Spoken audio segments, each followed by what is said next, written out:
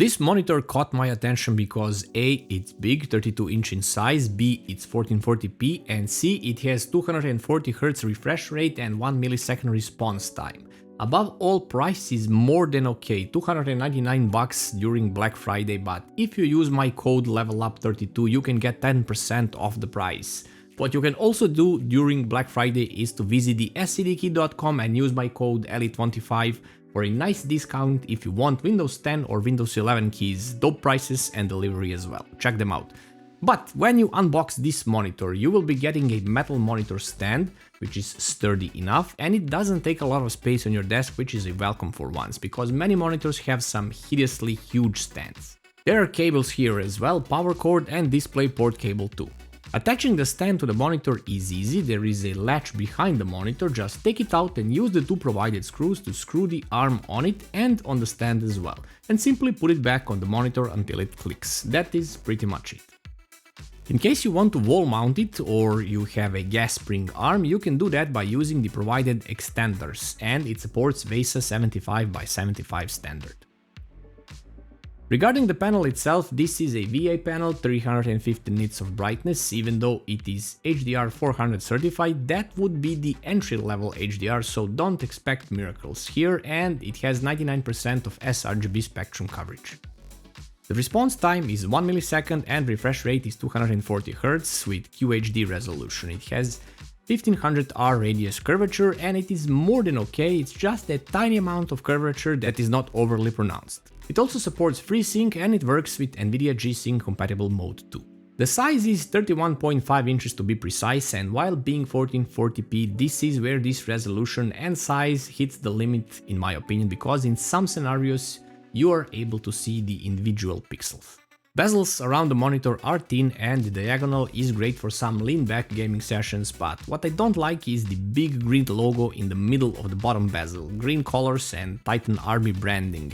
I get it, they need to put it there, but green letters are just not great. The ports are located at the back, it has fairly simple but plenty enough ports, two HDMI 2.1 ports with maximum refresh rate of 144Hz and two DisplayPort 1.4 standard ports with maximum refresh rate of 240Hz. There is also an audio out port for the headphones, it doesn't have integrated speakers nor integrated USB hubs, which is somewhat mandatory on gaming monitors, but for the price you can't really choose. There is also a power connector, it uses a regular 3-prong cable, so no brick adapters dangling around. There is also an RGB ring around the monitor stand mount at the back, but this is more a gaming gimmick rather than anything functional, as it is not able to illuminate the wall behind it anyway. Actually, I prefer not to have anything here, but there is an option to turn this off in the menu if you don't like it. On the right side we have the buttons located on the bottom side and they are easily accessible. The OSD menu is green and kind of tacky in my opinion, following that gaming vibe and such.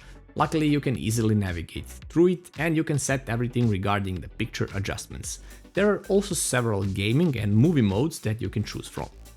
There are also some aids that you can use while gaming. You can monitor refresh rate as well and frame rate, and also have a crosshair, which is nice in games that don't have one, so you are getting some help from the monitor itself while technically not cheating. The gaming experience is pretty awesome, and honestly I wasn't expecting it to be, considering that the brand is rather unknown. But the picture quality is more than okay, viewing angles are not that special considering this is a regular VA panel. I mean, you can still see it clearly while moving around the monitor, but at some points it's harder to see the picture and colors start to shift. Playing various games on it didn't reveal any issues. Ghosting is present a little bit since it is a VA panel after all, but nothing alarming that might get in the way of your gaming. I had no issues playing action games, FPS games, nor driving games. Everything was simply said flying. But where this monitor lacks in features are the ergonomics. Curvature is okay, that we already covered, but check this out, you can't move it left, nor right, nor up or down. There is just slight angle adjustment and that is all. I would have appreciated at least up or down movement, as with this default state it sits too low on your desk and you would be needing either some sort of monitor riser on your desk or gas spring arm that you can adjust to your liking. But where it shines is the price. This is a budget monitor after all, and for the price of $299 and even lower if you use the code I provided in the description, you can get a dirt cheap monitor if you're looking for a bare essentials monitor, but with more than good performance, as it doesn't disappoint at all for gaming nor for multimedia consumption either. Colors are vivid, brightness is great, and the contrast is on point. Hope you liked the video, guys. Sub to the channel as it helps a lot, and let me know what you think about this monitor. Is it good or bad?